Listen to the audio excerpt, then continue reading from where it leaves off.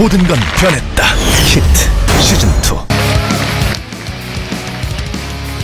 Welcome back, guys, to the SPL. We're in the midst of another great series here, 1-1. Not the best games in the world. A couple of stomps, I would say.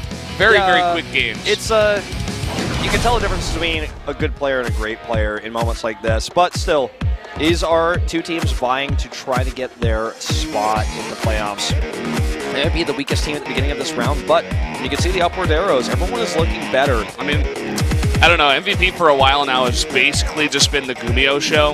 He comes out, he's actually in the winners ranking. He's the only MVP player, obviously, and he's up there at like something like 9 and 7 now. You know, he doesn't win all the time. When he wins, there's like a chance that MVP forces an ace match because, you know, maybe Ryung takes a win. Yeah, that's the other part of this, right? Is Ryung. So we'll see. This next matchup, though, again, is the story of 6 years of pro gaming.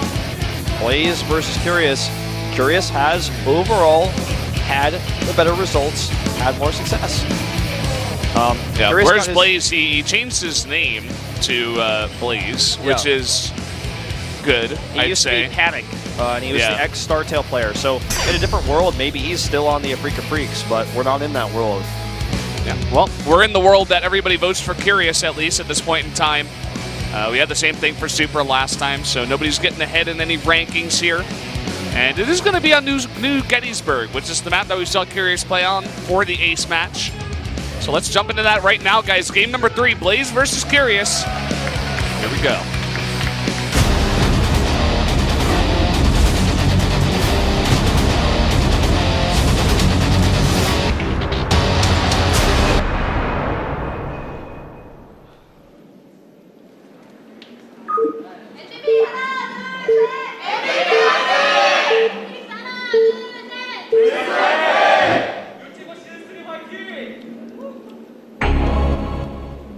Over here in the bottom left in the teal, the Protoss player from MVP, he's blazing it. It's Blaze.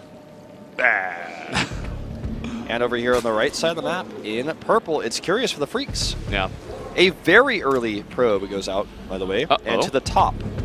Is this going to be a Nexus first at a hidden base? Like, what is he doing? Or a proxy? Like, really? No, it's like too late for double gate, right? It's probably going to be triple gate if he does it.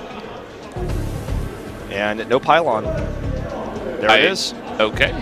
So here we go. A lot of people might be like, well, it's so late, how can it work? It's like, well, it doesn't matter because it's faster. That's why this is a thing. It's still going to be faster rallies. I think we're going to see triple gates.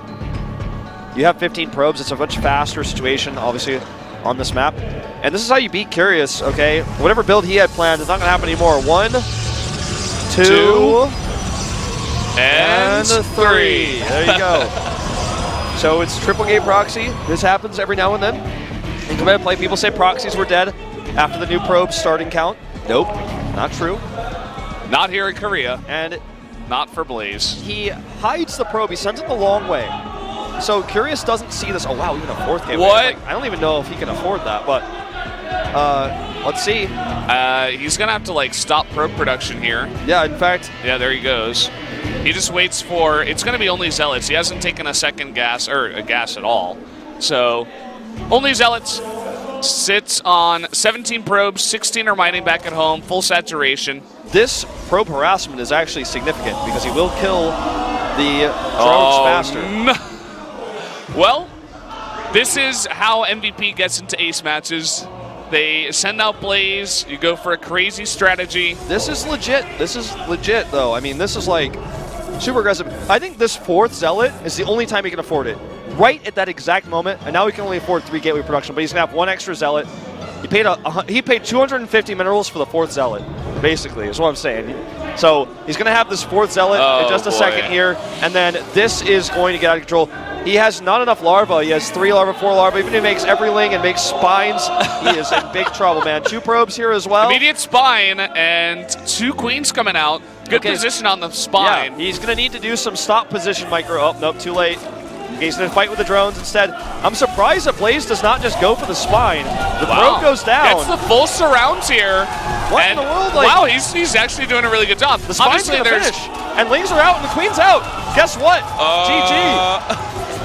What in the world? There you go. Why did he target the spine, first of all, and he didn't micro against the drones? And, I mean, this game, I guess... He kind of just, like, threw in the Zealots.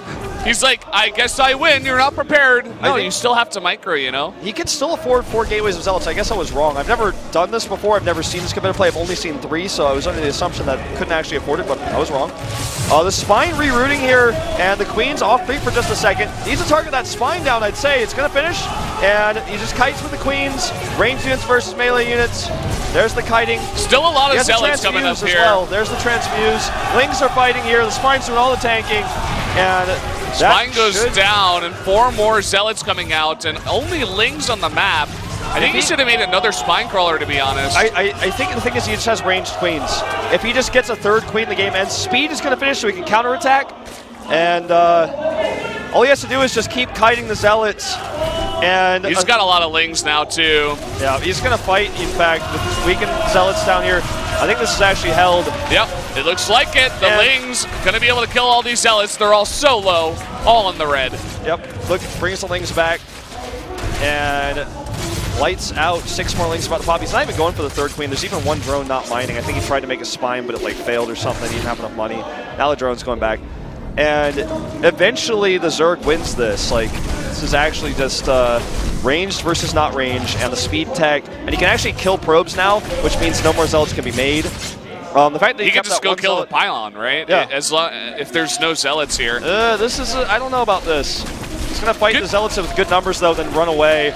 They kill a Zealot, then leave. Yep. Buying time again for that Spine to finish. Yeah. Once he has the Spine, and, you know, I was agreeing with you. I think the Queens would have been a nice choice to get some extra, but they are expensive. I guess he just wants to spend all of his minerals on Lings. This is the scariest time because those Lings aren't here, because they're actually back at home. But he's going to block the ramp. The Spine is here. Either way, like, there's no way he can defend his main. Yep. He has to use the probes, but with good micro, the Lings will win. Well, that should be game over. Queens get caught as he's microing the Lings, though, and they're off creep for a second. Maybe he can snipe one. Nope, not even. Not quite. And that is it. What a weird game. Like, I can't remember the last time I saw this. GG. Curious with a nice hold there on that map. Doing exactly what he needed to do, and, you know, one could argue that Blaze didn't exactly play that out the right way. Okay, 2 things.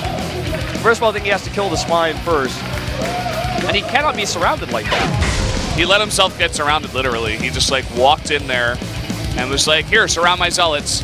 The only way this works is if you get a tempo advantage and you just start to snowball it.